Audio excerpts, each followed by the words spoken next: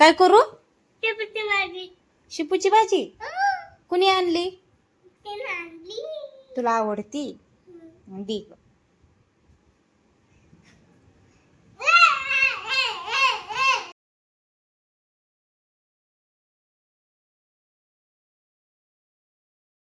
तर ना आदिकसाठी शेपूची भाजी आणली होती आणि त्याला शेपूची भाजी चपाती आवडते खायला, त्यामुळे तर बघू शकताय त्याच्यामध्ये भाजी कमी आणि गवतच जास्त आहे. तर असं निवडून घेतलं मी, भाजी कमी आणि गवताचंच प्रमाण जास्त होतं असं. तर जे शेतकरी माल असतो त्याच्यामध्ये असं गवत वगैरे निघतं. बघू शकता कसं गवत आहे, भाजी कमी आणि गवत जास्त. तर इकडं ना मुगाची जी डाळ होती ती थोडीशी भिजत घातली होती, म्हणजे भाजी वगैरे नीट करू घेऊजीपर्यंत ही जी डाळ आहे ना ती छान अशी भिजती त्यामुळे भाजीला टाकायला. तर साधारण मी मिठाचीच भाजी बनवते, मिरचीचा वापर नाही करत. आदिकला पण नाही आवडत आणि पालेभाज्या शक्यतो ना मिठाच्याच छान लागतात, त्यामुळे मिठाचीच भाजी बनवते. मुगाची डाळ भिजत घातली होती आणि इकडं मग छानपैकी शेपूची भाजी धुवून नीट करून घेतली आणि त्यानंतर पॅन ठेवला आणि त्याच्यामध्ये तेल 2 चमचे तेल टाकलं होतं.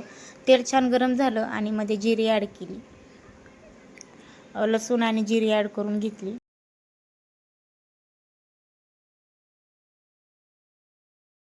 लसूण जिरी ॲड केली, ते गरम झालं बघू शकताय. त्याच्यानंतर जी शेपूची भाजी छानपैकी धुवून घेतली होती ना चिरून, ती सुद्धा त्याच्यामध्ये ॲड केली. तर बघतानाच किती हिरवीगार अशी भाजी दिसत आहे बघू शकताय. तर छान असं खालीवर तेलामध्ये परतून घेतला तो जे काय मसाला होता ते.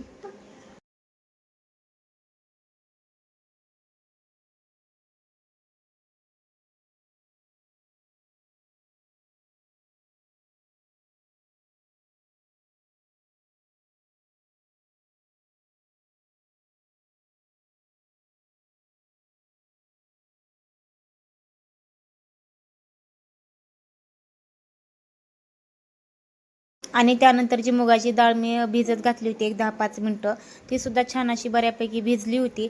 म्हणून ती जी भाजी कढईमध्ये टाकली होती ना त्याच भाजीमध्ये मुगाची डाळ मिक्स केली आणि जास्त हलवायचं नाही, म्हणजे भाजी जी आहे ती अशी सगळीकडे अशी पूर्ण पसरून नाही घ्यायची. शक्यतो जी आपली मुगाची डाळ आहे ना ते भाजीमध्येच असं हे ॲड करून ठेवायची. जास्त जर सगळीकडे पसरून ठेवली तर ते व्यवस्थित नाही होत. त्यामुळे एक असं भाजी खालीच ती मुगाची डाळ थोडीशी अशी भिजत ठेवली आणि मग त्याच्यानंतर ती भाजी शिजायला दुसऱ्या कढईमध्ये टाकली आणि त्यानंतर तोच पॅन घेतला आणि त्या पॅनमध्ये परत मला शेवग्याच्या शेंगाची भाजी बनवायची होती. तर त्यासाठी पण तेल गरम केलं, जिरी पण त्याच्यामध्ये टाकली. जिरी छान गरम झाली, लगेच त्यात लसूण आणि जे खोबऱ्याचं वाटण तयार केलं होतं ते ॲड करून घेतलं.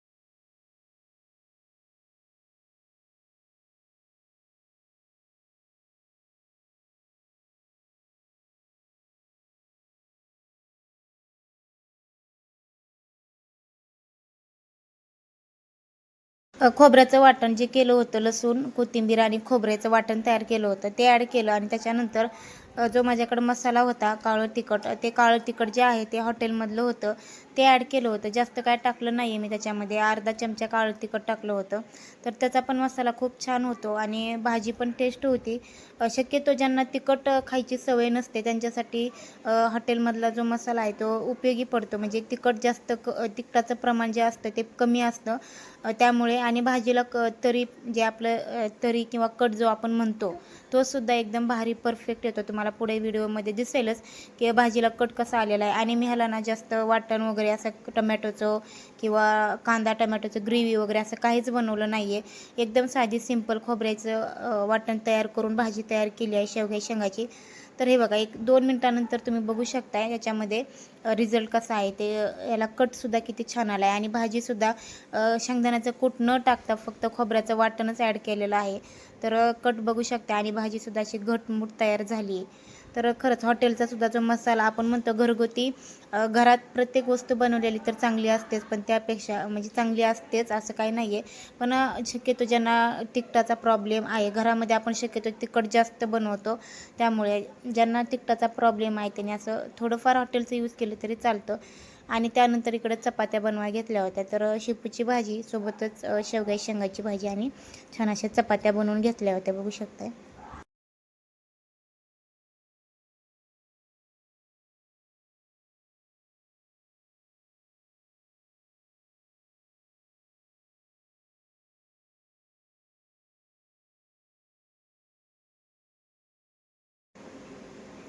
तर दुपारच्या जेवणामध्ये ना चपाती, शेंगाची भाजी आणि शेपूची भाजी असं काहीतरी जेवण होतं.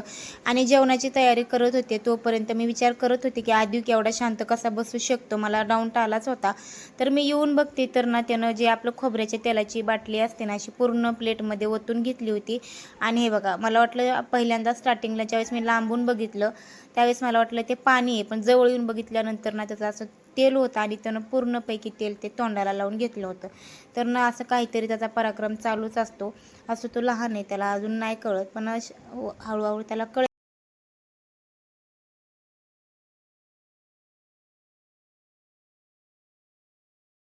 तर ना आद्विक काय म्हणते बघा, आद्विकला भाजी कशी वाटली ती.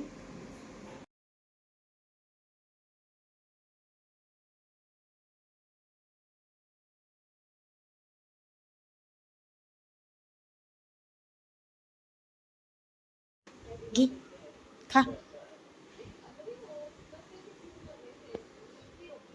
कशी झाली शेपूची भाजी? छान झाली.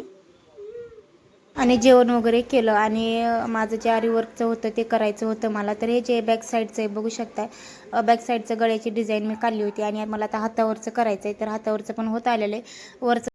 वरचा जो बॅच आहे ना तो नथीचा आकार केलेला आहे मी. तर असं पूर्ण आता डिझाईन तुम्हाला